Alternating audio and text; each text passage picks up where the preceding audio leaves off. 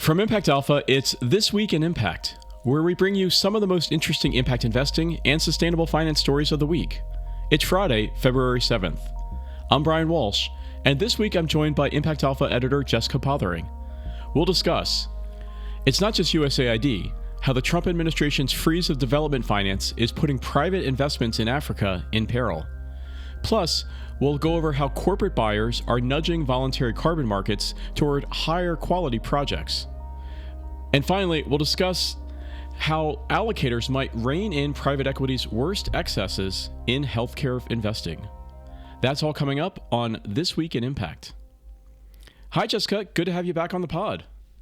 Hi, Brian. Great to be here.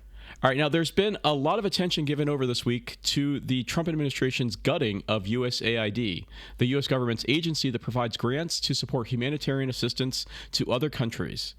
But there's another arm to the U.S. government's efforts to support global development, and that's the DFC, which invests in private sector funds and businesses to advance sustainable development and climate goals.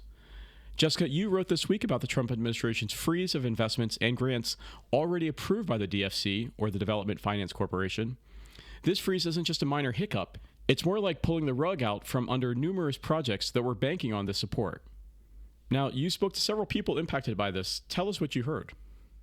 Well, we've all seen sort of the news about USAID and the stop work order that's gone into place there, and the office is closed. The website is effectively down, other than a notice telling workers that the USAID staff that they're going to be placed on leave, starting today. And yeah, we haven't heard much about what's happening at the Development Finance Corporation. But what I've been hearing through fund managers and project organizers in Africa specifically is that they've been getting notices from contacts at the DFC that investments and grants that they had been approved for were now pending a review. And some of those are, potentially going as long as 90 days. So it sounds a lot like the stop work order that's gone into effect at USAID, even if it is not a blanket stop work order at the DFC. So what does this mean on the ground for the fund managers and the portfolio companies that they invest in, and the businesses provide funding and loans from these funders? What does it mean for them on the ground, this freeze? Right. Well, I can start with an example. There's a small business lender that I spoke to that primarily provides loans to businesses in East Africa. And they had been expecting an investment from the DFC to come in for some time now and had been approved for that. And I think that money was even supposed to arrive like later this month. And so they had built this whole pipeline of businesses that they were planning to lend to, and now have been notified that that money is not going to come in on time. And so they've had to slow down their loan disbursement schedule, which of course means that the small businesses that were in their pipeline that had been planning for, certain new business investments or hiring or growth or acquisition of new equipment or facilities or whatever it may be, that impacts all of their growth plans as well. And then, that has a very real local impact, both on jobs and local business services. And so there's really a knock-on effect. And these are small businesses we're talking about. They can't necessarily withstand, a 90-day waiting period for money to come in. And so what happens when that freeze lifts in 90 days? There's a good chance that a lot of those businesses that were in that pipeline won't be there anymore, or will have had to lay workers off, or will have had to scale back some of their operations. And, then that has the opposite effect, I think, of what the intent of these programs were. These programs were designed to, yes, advance U.S. interests, for trade or economic relations, but also just to support local economic development in places that really, need that type of investment. And unlike USAID, which provides grant funding, the DFC provides investment capital, right? So this is a catalytic source of capital, but it also has a return expectation. Yeah, in some cases, so the DFC provides loans, it provides equity, it provides political risk insurance, it provides guarantees. So it does a wide range of things. But also I think it's a misconception that the U.S. aid just provides. Yes, it does just provide grants, but a lot of those grant programs from U.S. aid come with matching investment requirements. There's actually, one of the frozen programs under U.S. aid is the Africa Trade and Investment Initiative, and that was actually a program started in 2021, but it was launched as part of this bigger Prosper Africa initiative that the first Trump administration, started in 2018 to foster stronger economic and trade ties with Africa. And the Africa Trade and Investment Initiative, in order to qualify for USAID grant funding, it had to be matched with debt or equity from other funders. And so that program was explicitly designed to be a catalytic capital instrument. So what's going to happen in the interim here? Are there other investors or sources of the capital that are able to step up while this freeze is underway? I think that's a necessary course of action that a lot of these fund managers and project organizers are having to look into. But it is really hard to replace, USAID's roughly $40 billion annual budget, and the DFC itself, the extent to which any of their money is tied up. I mean, they had approved in fiscal year 2024 $12 billion in projects and investments. So that's really hard to replace money at that volume. But on an anecdotal basis, I know the one fan manager I spoke about that's working in East Africa, they were fortunate enough to have one of their investors reach out to them and offer a bridge loan, and another investor stepped up to provide a guarantee to that bridge loan. So they've been able to pull some alternative funding together. There was another fund manager I spoke to that provides small business finance to businesses in Southern Africa, and they were expecting money to come in from the DFC and other funding that they had raised actually from local investors in Southern Africa was contingent upon that DFC funding.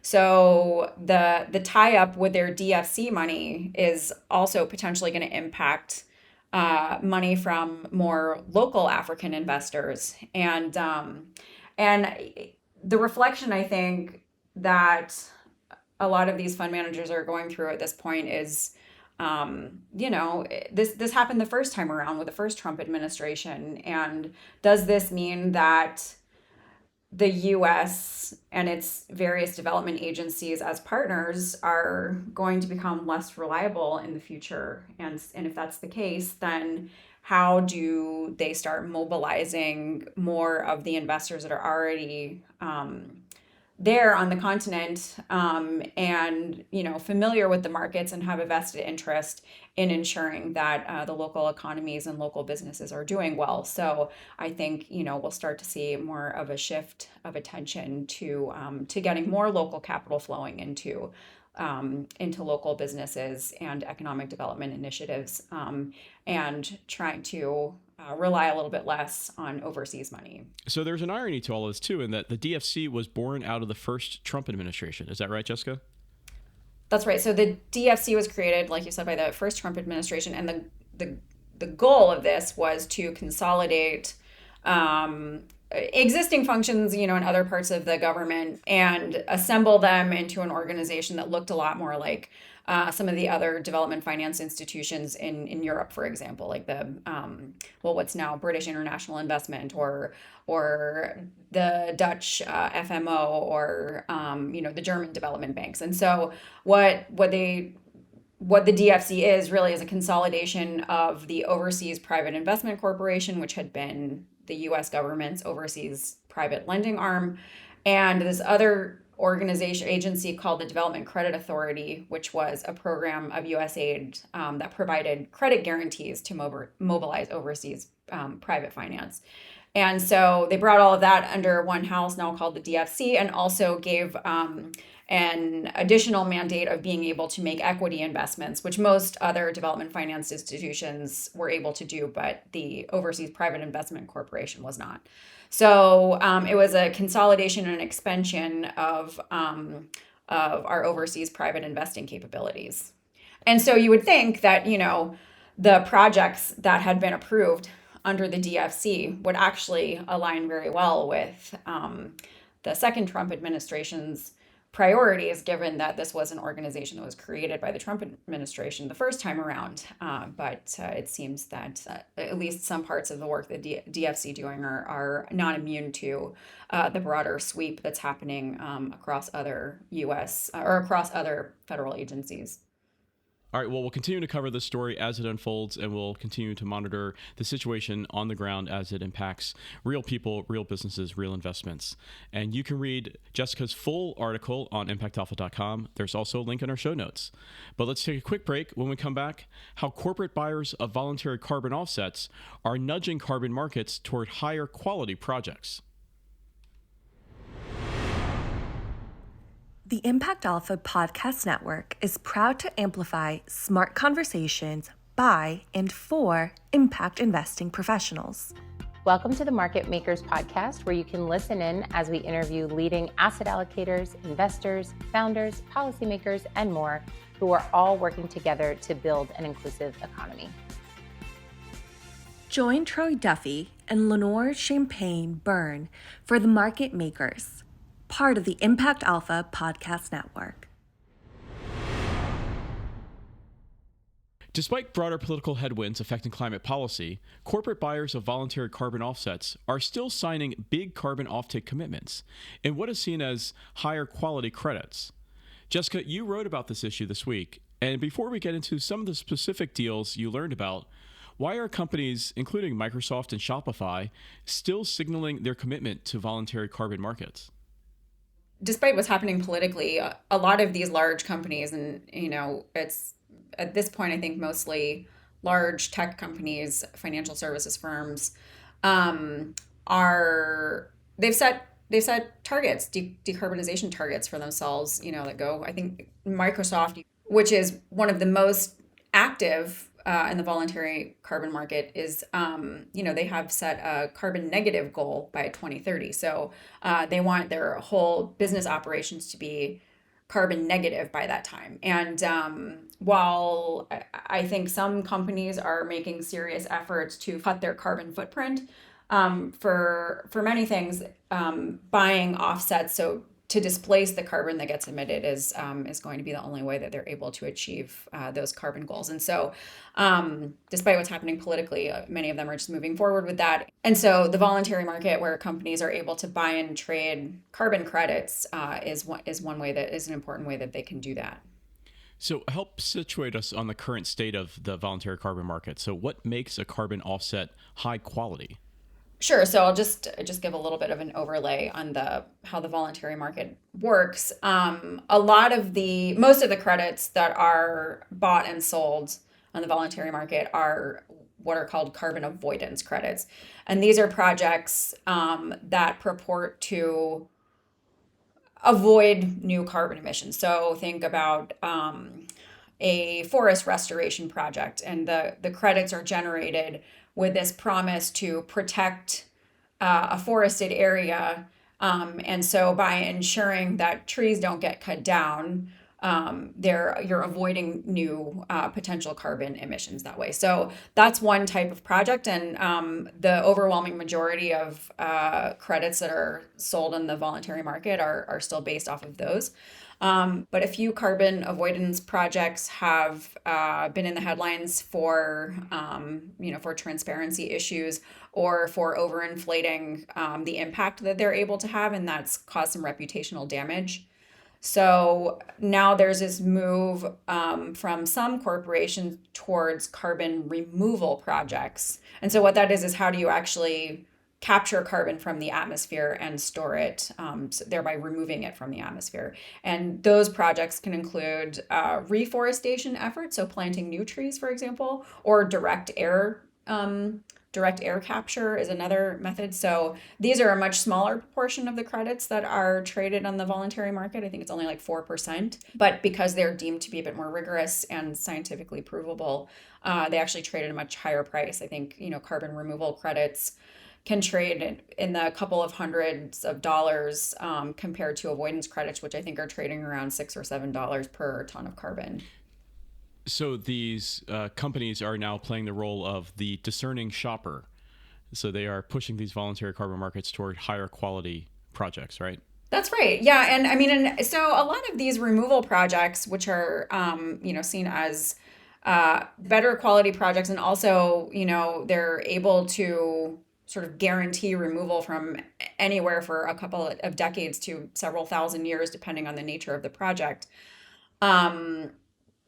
They're a bit more capital intensive to set up in many cases. And so what we've seen in the last couple of weeks, the deals that I reported on from Microsoft and Shopify, was that those corporations were coming in as upfront buyers of those credits, which is basically providing a guarantee so that those projects can financially move forward. And because carbon removals are still such a small portion of the voluntary markets at this point, those types of upfront off-takers are really necessary to get those projects off the ground.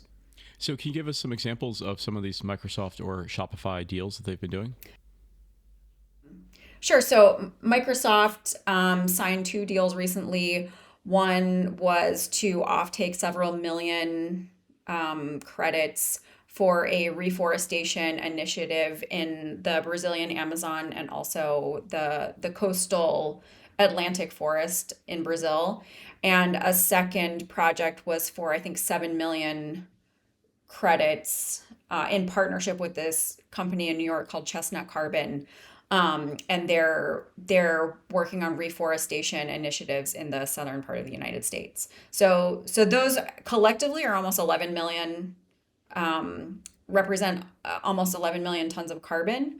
And the Shopify deal was much smaller. I think it's only for credits amounting to 5,000 tons of carbon removed this year. And it's with a company that's based in Houston called Maddie Carbon, but they're working on this removal project with, I think, 20,000 smallholder farmers in India.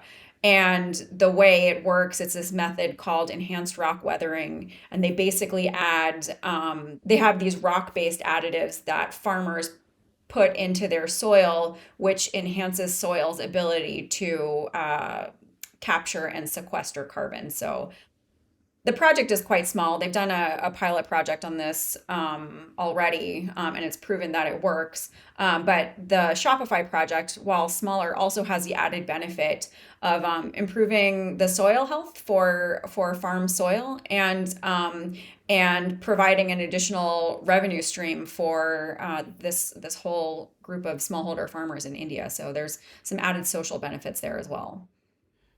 One thing in your piece that really struck me was the Microsoft-funded study in Nature, the scientific journal, about the nature-based carbon removal projects and their impact on global warming. What did you find there? Yes, so that study that you're talking about, which was partially funded by Microsoft, looks specifically at nature-based carbon removal projects, which are exactly the types of projects that Microsoft invested in through Regreen in Brazil and through Chestnut Carbon in the southern U.S. And those specifically are projects that are removing carbon from the atmosphere through, tree growth and reforestation, for example. And forests have a natural lifespan.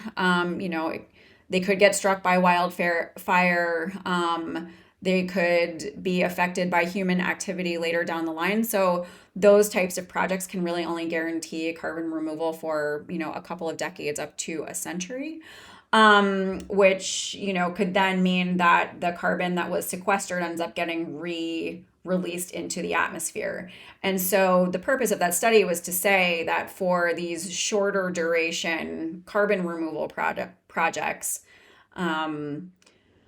they're really only as good as our own commitment to curbing our emissions in the first place, right? And so the study was saying that in order for these to be really effective, it also has to be paired with concerted human effort to decarbonize the economy, and stop emitting more carbon in the first place, which becomes complicated when you look at the origins of some of these projects. The founder of Chestnut Carbon started the company because he wanted to be able to offer oil and gas projects as carbon negative. So developing the carbon removals at the same time as the new oil and gas developments would effectively allow them to cancel each other out.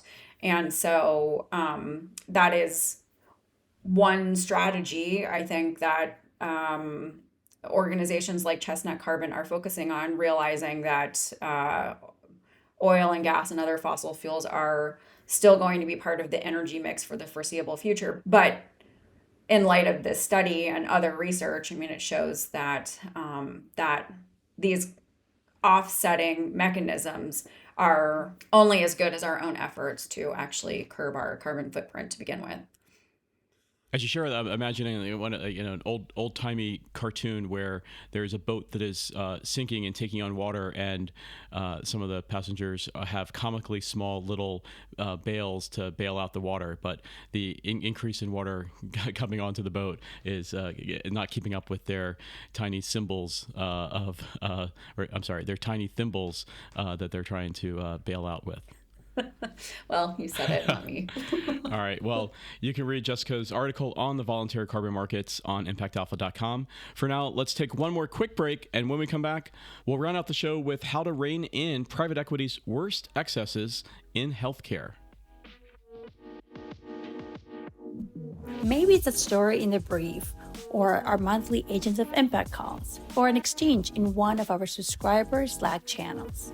Impact Alpha is all things impact. Hi, I am Slayma Beeble, co-founder and chief operating officer of Impact Alpha.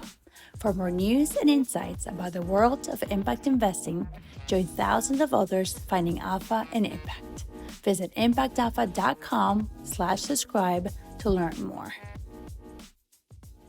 Over 20% of healthcare bankruptcies in 2023 were at private equity-backed entities. Impact Alpha contributor Ibrahim Rashid wrote this week exploring the challenges facing investors in private equity healthcare who want to act responsibly and avoid the worst excesses in that industry. Now, Jessica, while asset allocators are converging around standards for managing portfolio companies around climate risks, such standards have not yet been applied to the healthcare sector. So what is a responsibly minded investor to do? I really like this piece because I think I don't personally cover impact investing in healthcare all that much, but I think anybody, in light of the murder of United Healthcare's CEO Brian Thompson recently, I think just the state of U.S. healthcare is heavy on people's minds. And so I really like what Ibrahim did with this piece. And what he was trying to do is just provide some tangible due diligence guidance to investors who are interested in healthcare private equity. And so what he's done in this piece is just he's provided, from his own research and from talking to folks in the industry, just kind of 8 guiding questions that he thinks that investors in healthcare private equity should be thinking about, and which could potentially form a basis for some more kind of standard practice on how private equity in healthcare is done. What are some of the things that LP should consider before they invest in healthcare funds? Right. So one of the things that he flagged was looking at whether or not there were noticeable changes in staffing ratios pre-investment versus post-investment. And so, one thing is have the number of patients that each nurse on average is responsible for gone up, which would mean that, nursing staff is being stretched thinner as a cost-cutting mechanism, for example. Or have the number of doctors per patient change since the private equity investment was made. Maybe the thinking on one hand is that hiring more physician's assistants or advanced practice registered nurses provides better access to care amid a doctor shortage? Or on the flip side of that, are they just laying off more expensive, experienced staff as a cost-cutting mechanism? So he is arguing that, that's one thing that investors should be scrutinizing when they're looking at making private equity investments. Another consideration is whether healthcare systems own their real estate and retain ownership of their real estate, or if they are having to sell their real estate and then lease it back as a way to stabilize their balance sheets shortly after private equity funds invest. It's not necessarily a problem to do that, but Ibrahim cited a couple of examples where in Massachusetts, one healthcare system sold off some of its real estate and then leased it back at like 9 times the original price. And so that, over time is going to put additional cost pressures on the healthcare system, which could lead them into other cost-cutting mechanisms that jeopardize patient quality. So, it's looking at how some of these signals could have ripple effects and, create additional risk in these investments. Well, you can read Ibrahim Rashid's full list of questions that LPs should consider before investing in private equity healthcare-backed companies on impactalpha.com. We'll also have a link in our show notes. But for now, that's going to do it for this episode of This Week in Impact. Thank you, Jessica. Thanks a lot, Brian. And thank you all for listening. This Week in Impact is a production of Impact Alpha and part of the Impact Alpha podcast network. Smart conversations by and for impact investing professionals. For exclusive stories and insights about the world of impact investing and sustainable finance, join thousands of other agents of impact by subscribing. Just go to impactalpha.com/subscribe for full access. Thanks, as always, to our producer extraordinaire, Isaac Silk. For Jessica Pothering, I'm Brian Walsh. We'll see you next week for more Impact.